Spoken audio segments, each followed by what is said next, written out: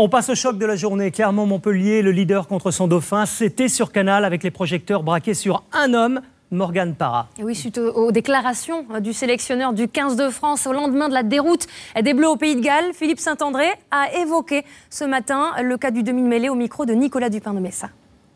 On va suivre Morgan ce week-end et que tout à fait, ouais, Morgan a toutes les chances de revenir dans le groupe.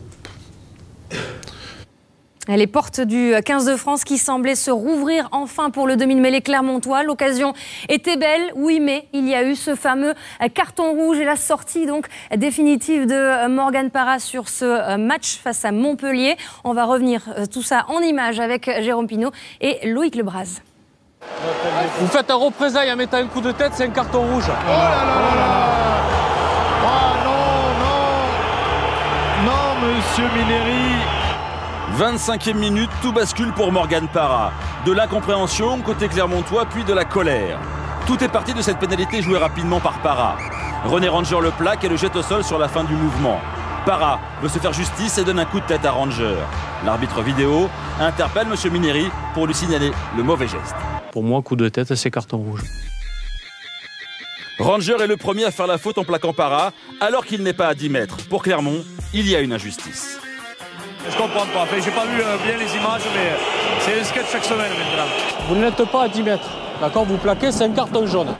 Pour Clermont, l'arbitre aurait dû en rester là et ne pas sortir définitivement Parra.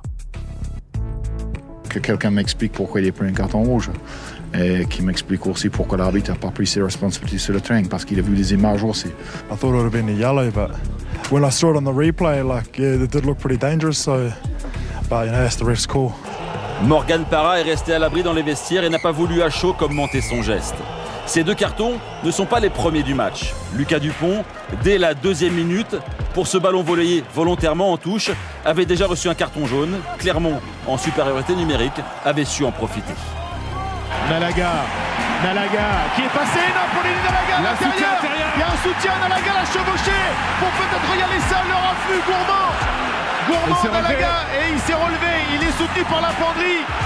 Les Clermontois sont à une poignée de centimètres. Il y aura peut-être un carton parce qu'on est dans une zone rouge. Ça va sortir. Montpellier. Il faut que ça sorte à droite très rapidement. Ah, c'est un 4 contre 3. C'est trop lent. On va se réorganiser peut-être avec la sautée. Oh, Nathan Hines en débordement. Remise intérieure, Rougerie. Enfin, c'est bien joué. Grâce à cet essai de Rougerie, Clermont mène 11-6. La suite, vous la connaissez. Parra et Ranger viennent d'être exclus. Clermont, piqué au vif par ce carton rouge, accélère. Brock James, d'une superbe passe, envoie Liburn à l'essai. Encore un essai et Clermont empoche le bonus offensif. Voslo. La passe après contact, c'est bien fait. Tipaolo, les extérieurs. Et les jambes de Liburn. Liburn, le duel. Face à Flanche, le crochet, le 3e essai. Oh, l'exploit. En tous les cas, la technique de Liburn, le Gallois. Et le bonus. Le bonus est pour l'instant dans les mains des Clermontois. Et les cartons dans les mains de monsieur Mineri. Sur l'essai, François Trinduc fait un croche-pied volontaire. Les internationaux français ont décidément du mal à garder leur sang-froid. À la mi-temps, Clermont mène 25-6. L'arbitre convoque les deux capitaines. Faites-vous plaisir, parce que là, c'est que des fautes. D'accord? Allez, messieurs. Message bien reçu en seconde période, c'est l'arrêt des cartons.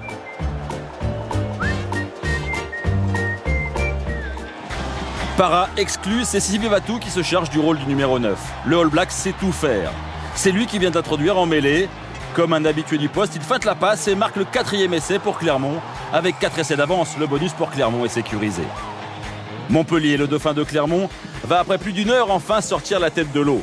Avec cet essai en bout de ligne et aplati sur la ligne de but par Lucas Dupont.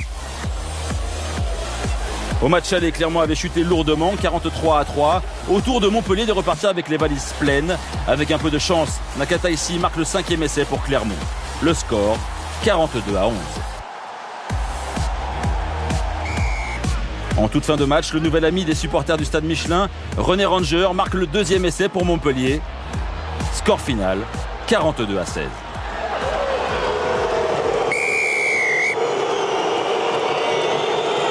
Pour les gars, parce qu'il y avait beaucoup de beaucoup d'abnégation, on a joué sur le trip.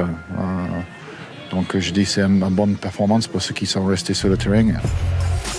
Clermont, avec cette victoire bonifiée, reste leader du top 14. Prochain objectif, charmer la commission de discipline pour éviter à Morgan Parra une lourde sanction.